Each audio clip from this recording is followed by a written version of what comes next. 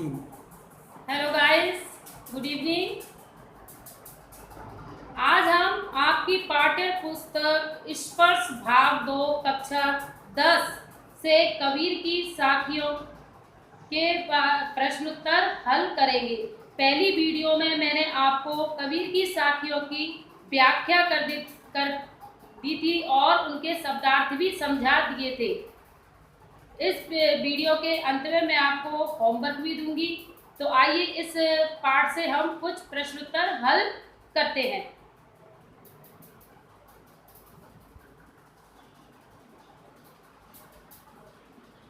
Okay, little flower school Badarwas कक्षा 10 विषय हिंदी पाठ कबीर की साखी। प्रश्न उत्तर पाठ्य पुस्तक प्रश्न अभ्यास का निम्नलिखित प्रश्नों के उत्तर दीजिए। तो पहला प्रश्न है आपका कबीर की साखी से, मीठी वाणी बोलने से औरों को सुख और अपने तन को शीतलता कैसे प्राप्त होती है? उत्तर, मीठी वाणी बोलने से औरों को सुख और अपने तन को शीतलता प्राप्त होती है, क्योंकि मीठी वाणी बोलने से मन का अहंकार समाप्त हो जाता है। यह हमारे तन को तो शीतलता प्रदान करता ही है, साथ में सुनने वाले को भी सुख की तथा प्रसन्नता की अनुभूति कराता है। इसलिए सदा दूसरों को सुख पहुंचाने वाली व अपने को भी शीतलता प्रदान करने वाली मीठी वाणी बोलनी चाहिए। प्रश्न 2, दीपक दिखाई देने पर अंधियारा कैसे मिट जाता है? साखी के संदर्भ में स्पष्ट कीजिए। उत्तर, दीपक में एक प्रकाश पुंज होता है जिसके प्रभाव के कारण अंधकार नष्ट हो जाता है। इसी प्रकार मन में ज्ञान रूपी दीपक का प्रकाश फैलते ही मन में छाया, भ्रम, संदेह और भय रूपी अंधकार समाप्त हो जाता है। प्रश्न 3, ईश्वर कण कण में व्याप्त है पर हम उसे क्यों नहीं देख पाते? उत्तर, ईश्वर कण कण में व्याप्त है और कण कण में ही ईश्वर है। ईश्वर की चेतना से ही यह संसार दिखाई देता है। चारों ओर ईश्वरीय चेतना के अतिरिक्त कुछ भी नहीं है, लेकिन यह सब कुछ हम इन भौतिक आंखों से नहीं देख सकते हैं।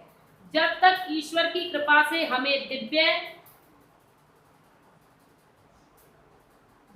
चक्षु का अर्थ क्या है? आंखें नहीं मिलते, तब तक हम कण कण में ईश्वर के वास को नहीं देख सकते हैं और नहीं अनुभव कर सकते हैं। प्रश्न 4, संसार में सुखी व्यक्ति कौन है और दुखी कौन?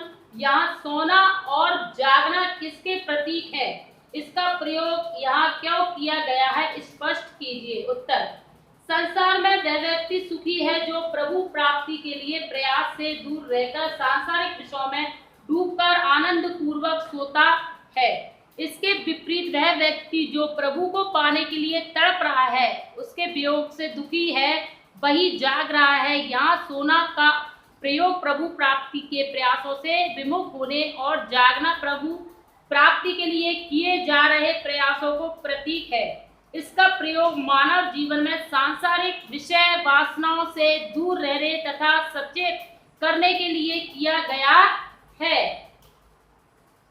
प्रश्न 5, अपने स्वभाव को निर्मल कर रखने के लिए कबीर ने क्या उपाय सुझाया है?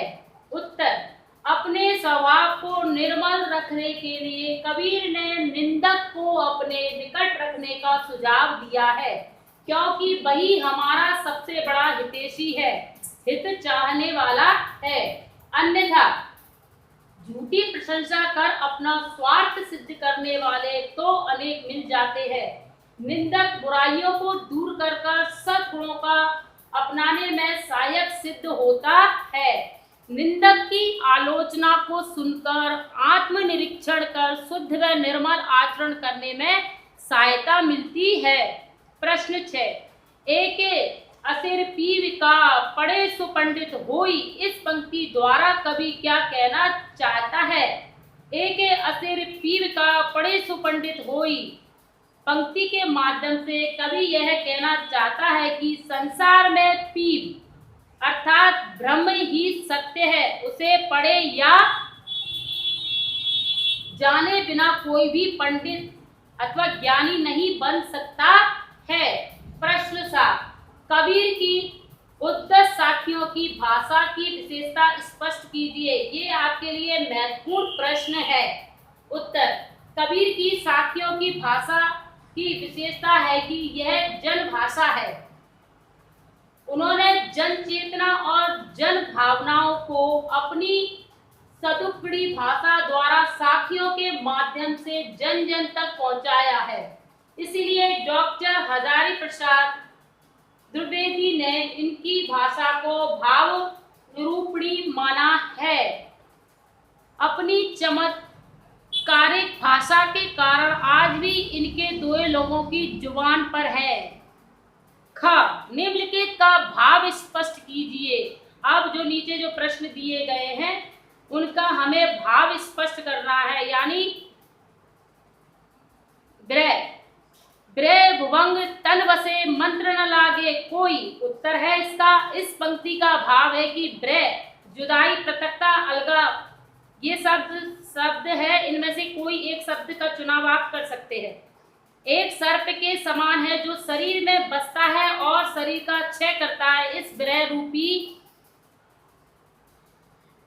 सर्प पर किसी भी मंत्र का प्रभाव नहीं पड़ता है, क्योंकि यह ब्रह ईश्वर को न पाने के कारण सताता है। जब अपने प्रिय ईश्वर की प्राप्ति हो जाती है तो वह ब्रह रूपी सर्प शांत हो जाता है, समाप्त हो जाता है, अर्थात ईश्वर की प्राप्ति ही इसका स्थायी समाधान है।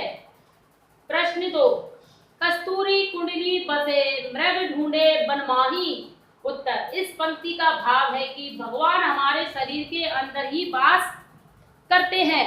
जैसे हिरण की नाभि में कस्तूरी होती है, पर वह उसकी खुशबू से प्रभावित होकर उसे चारों ओर ढूंढता फिरता है, ठीक उसी प्रकार से मनुष्य ईश्वर को विभिन्न स्थानों पर तथा अनेक धार्मिक क्रियाओं द्वारा प्राप्त करने का प्रयास करता है, किंतु ईश्वर तो तीर्थों, जंगलों आदि में भटकने से नहीं मिलते, वे तो अपने अंतःकरण में झांकने से ही मिलते हैं। प्रश्न 3, जब मैं था तब हरि नहीं, अब हरि है मैं नहीं।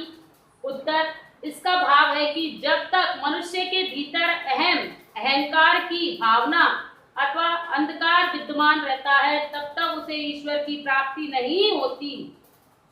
अहम के मिटते ही, अहम का मतलब है अहंकार, घमंड, मिटते ही ईश्वर की प्राप्ति हो जाती है, क्योंकि अहम और ईश्वर दोनों एक स्थान पर नहीं रह सकते। ईश्वर को पाने के लिए उसके प्रति पूर्ण समर्पण आवश्यकता है। प्रश्न 4, पोथी पढ़ पढ़ी जग मुआ, पंडित भया न कोई। उत्तर, इसका अर्थ है कि पोथियां एवं वेद पढ़कर संसार थक गया, लेकिन आज तक कोई भी पंडित नहीं बन सका। अर्थात ईश्वर के प्रेम के बिना, उसकी कृपा के बिना कोई भी पंडित नहीं बन सकता, तत्व ज्ञान की प्राप्ति नहीं कर सकता। ओके बच्चों, तो ये थे आपकी पाठ्य पुस्तक स्पर्श भाग 2 कबीर की साखी। अब मैं आपको होमवर्क दे रही हूँ। आपको फर्स्ट वीडियो में मैंने कबीर की साखियों की व्याख्या की थी। आपको अपनी नोट कॉपी में कबीर की साखियों की सप्रसंग व्याख्या करनी है, उससे जुड़े कठिन शब्दों को भी याद करना है। और आज की वीडियो में जितने भी प्रश्न उत्तर मैंने आपको लिखित और मौखिक तौर पर जो समझाए हैं, उनको भी आपको फेयर कॉपी में करना है। Thank you.